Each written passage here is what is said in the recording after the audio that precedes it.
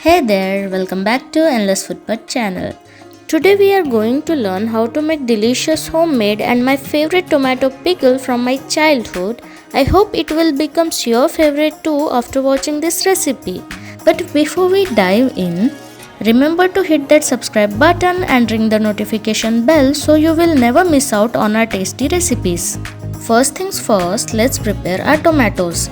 Wash and dry 1 kg of tomatoes thoroughly to ensure there is no water left on them. Now chop up those tomatoes and toss them into a pan over medium heat. Next, add a tablespoon of oil and a teaspoon of turmeric. Let it cook until the tomatoes are half done.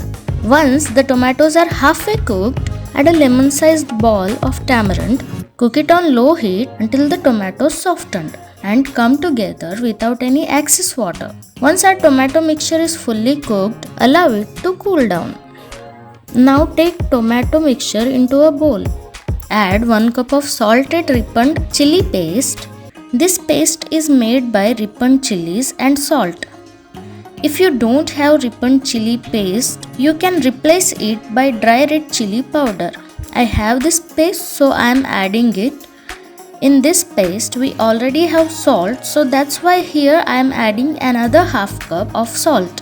Otherwise, if you use red chili powder, then add a full cup of salt, half a cup of mustard powder, an inch of sliced ginger, and half a teaspoon of roasted fenugreek powder.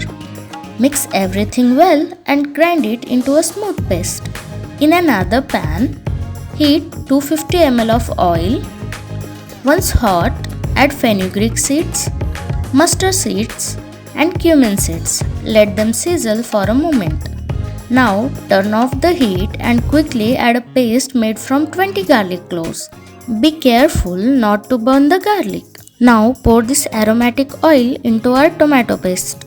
Mix everything together until the oil is fully absorbed, and remember, don't cover the pickle until it cools down completely.